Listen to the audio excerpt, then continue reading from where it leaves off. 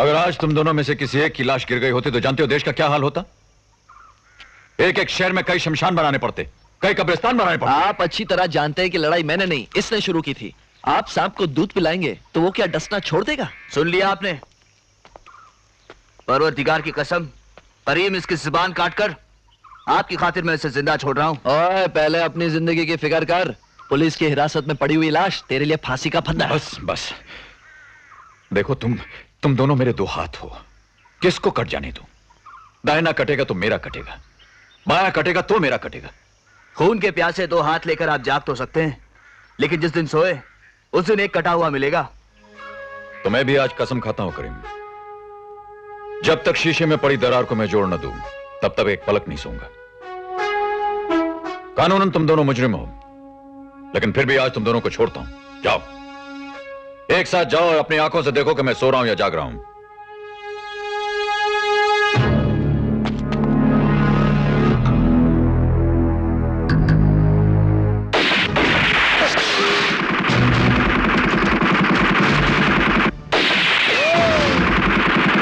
फरिश्ते के लिबास में खड़े हुए शैतान, अगर हम जाएंगे तो तुझे साथ लेकर जाएंगे।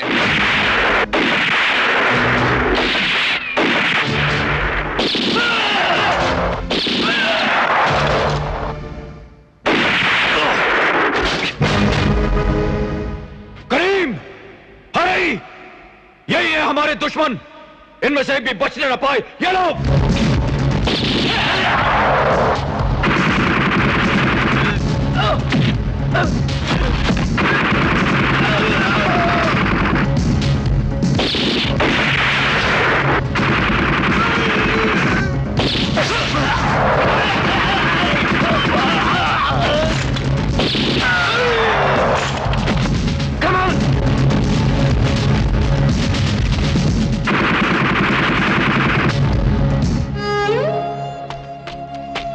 आप ठीक तो है ना बड़े भाई?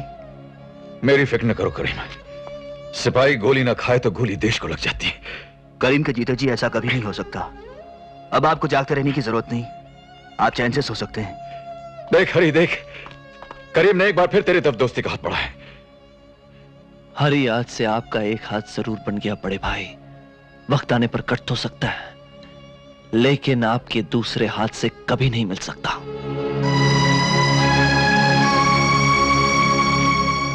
क्या बक रहा है डॉक्टर? निकी वाली लाश कुछ घंटों में जिंदा हो जाएगी। अब सर, वो कंपाउंडर ने गलती से शीशी पर गलत लेबल लगा दिया, इसलिए गहरे जहर के बदले गहरी बेहोशी का इंजेक्शन लग गया उसको। अब तो गहरे जहर का इंजेक्शन लाए हो ना? हाँ सर। लाओ।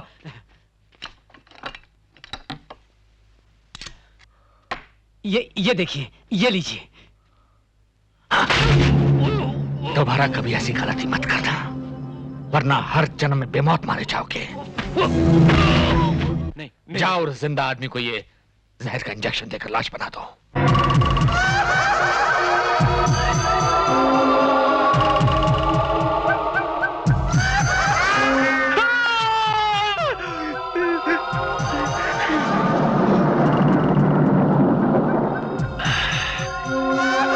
अच्छे, बहुत अच्छे। अरे लोटा राम, मैंने तुझे कहा है कि कोई भूत भूत नहीं होते। होते पूछिए, आप मुझे छोड़ दीजिए, मैं तो अपने आप को दिलासा दे रहा था। झूठ बोलता है तू। मुझे आप बोलते भी हैं।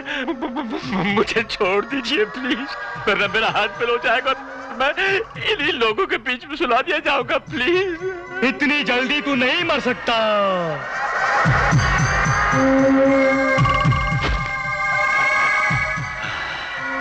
अरे लोटा राम, खामखा तू डर गया। अरे तेरी मौत तो मगरमच्छ के बगैर हो ही नहीं सकती। कहाँ गई नंबर 30? वो रही नंबर 30 की लाश। अरे जल्दी से इंजेक्शन लगा और भाग लपक झपक के।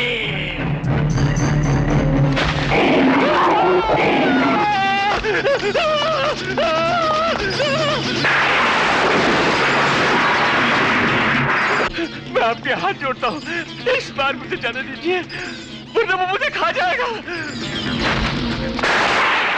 खाऊंगा तो तेरे को मैं। अरे मेरे को तू मेरा देवा ने बचाया। क्या देवा? वरना तुम लोग तो साला मेरे को मार ही दिया था, हैं? उधर क्या देखता है रे? इधर पिस्तौल। अरे मैं तेरे को धरला होता ना तभी निकाल लिया था। हाँ, अभी वो इंजेक्शन है ना वो अपने निभा तो। मैं आ गया साहब। साहब मैं आलो। साहब मैं सोच समझ के पुलिस स्टेशन नहीं गया साहब, मैं सीधा तुमच्याकडे आलो। कौन हो तुम? मी? अरे साहब मैं तुमचा हनुमान, रावणचा विभीषण और त्रिपाठी साहबचा जासूस, त्रिपाठी? All in one. पत्रकार त्रिपाठी के लिए क्या जासूसी करते हो? साहब मुझे मालूम है, मला माहिती है कि गोगाचा बेटा कौन है। गोगा का बेटा? हाँ? कौन है वो? साहब वो साहब। अरे कौन है वो? कौन है वो? कौन है? बोलो।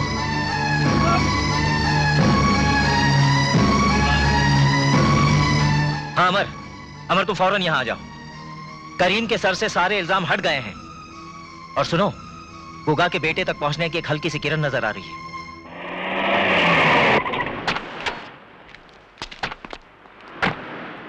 कौन बदतमीज हो तुम? तुम्हें यह भी नहीं मालूम कि ब्रिजभान के घर के अंदर हाथ बांधे और सर झुकाए आ जाता है? ड्यूटी पर आए पुलिस अफसर को इसकी जरूरत नहीं पड़ती। मैं आपकी बाहर खड़ी वैन की तलाशी लेने आया हूं।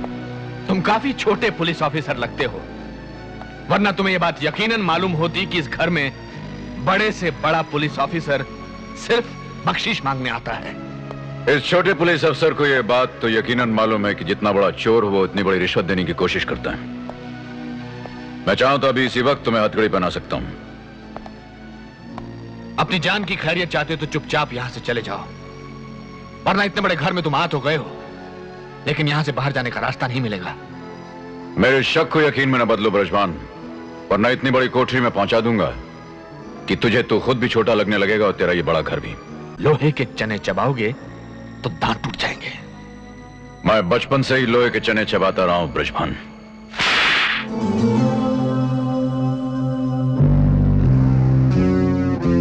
ये थप्पड़ तूने मुझे नहीं, अपनी नौकरी के मुंह पर मारा है। अपने खानदान के एक एक आदमी की खुशियों पर मारा है, अपनी जिंदगी पर मारा है। 12 साल की उम्र से मैं अपने सर पर कफन बांधे घूम रहा हूं ब्रजभान। अब अगर एक लफ्ज भी बोले तो तुम्हारे हाथ में हथकड़ियां पहना दूंगा। चाबी।